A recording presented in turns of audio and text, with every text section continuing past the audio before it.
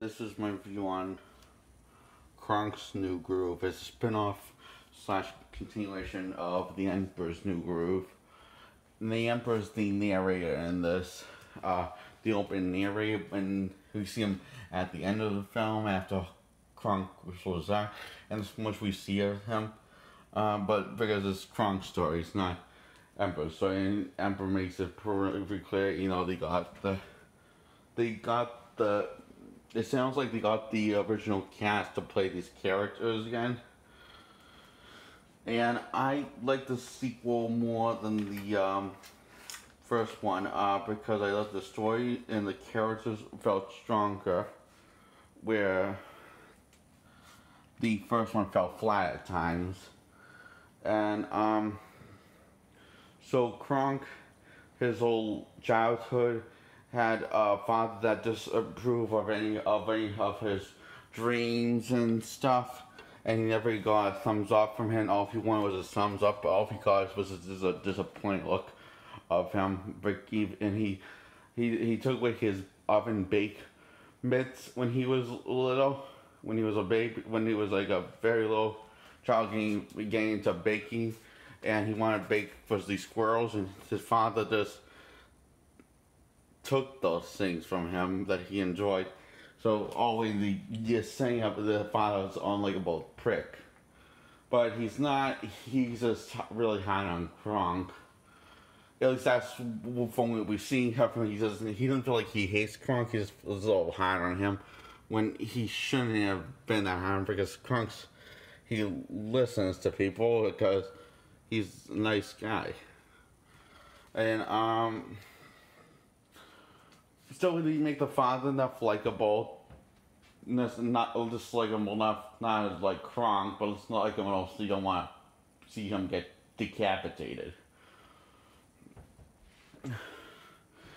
And at the end of the film, his father realized that Kronk has everything he could ever want: a family and a pretty girl.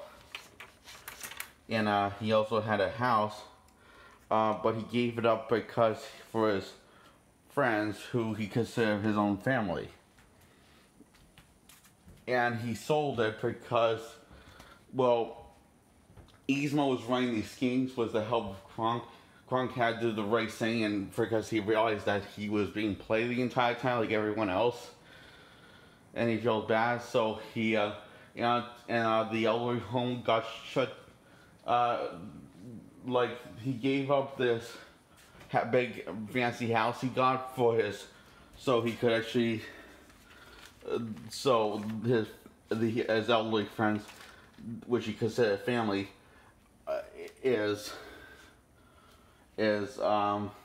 well,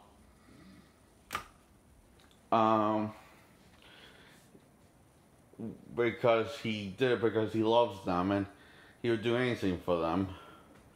Just like he would do anything for the kids that are, I forget what his name is, this character's kids, and he would do anything. He wouldn't trade them. He realized at the end he wouldn't trade his life for anyone else's, as long as he gets to keep the ones that he loves in his life.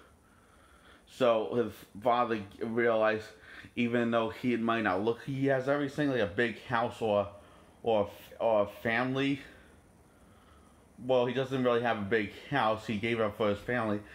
He has everything else, like a girl went to dressed up in a wedding dress that he broke up with years ago. She broke up with him because the kid made Kronk look like a big fat liar in front of Miss Griswold, that's his girlfriend. And when they were each one of them on camp counselor for the other side.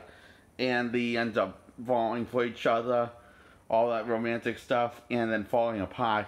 And there's only two backstories that Kronk tells, how he got from there into there, and he was writing all these positive things that he accomplished, like wanting to have kids, and because he knows fears he will have kids because he has this great girl and a house, which he did have all those things, but he gave it up because he realized what really mad. So although the girlfriend wasn't really an option, it was the kid that made Kronk look bad.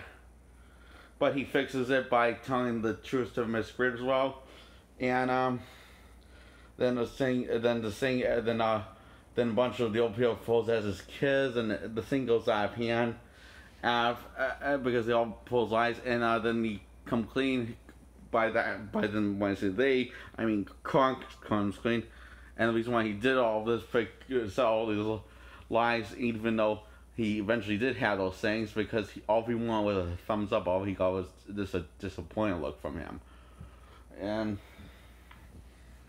then when he tells his dad off, is saying that he's wrong about him, and he realizes he's not a loser at all, he says that he guts everything, and his father says, "No, yeah, you don't," and he gives him a thumbs up and says, "I'm proud of you, son."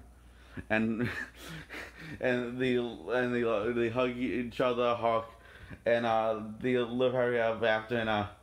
And Kronk gets his girlfriend back, and she's I guess they got mad because she's wearing a wedding dress for him. So, yeah, it's a pretty beautiful thing, and they do love have a happy. This does have a happy ending, and this is the ending to his Kronk story, and it is beautiful. It is heartwarming. It is funny at times, and it is very sad at times. There's all those things I want to see from a movie.